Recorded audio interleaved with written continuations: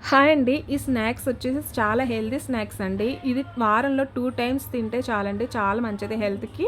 ఇదొచ్చేసి బాలింతలకి పాలు సరిపోవు కదండీ పిల్లలకి. అలాంటి వాళ్ళకి కూడా ఇది తింటే చాలా మంచిదంటండి హెల్త్‌కి. పాలు పడతాయంట. ఇంకొకటేందంటే నేను జొన్నలు 2 డేస్ నానబెట్టానండి. 2 డేస్ నానబెట్టడానికి కారణం ఏందంటే తొందరగా అరుగుతాయనమాట మనకి. ఇది మార్నింగు టిఫిన్ బదులుగా ఇది తింటే చాలు వారంలో 2 సార్లు పిల్లలు గానీ, మనం పెద్దవాళ్ళమైనా సరే. ఇదొచ్చేసి పెసరపప్పులండి. ఈ పెసరపప్పులు ముందు రోజు నైట్ అంటే ఆ ఒక్క నైట్ నానితే చాలు. స్నాక్స్ మనం ఈరోజు ఏ రోజైతే చేసుకొని తినాలనుకుంటున్నామో ఆ రోజు నానబెట్టుకుంటే చాలు.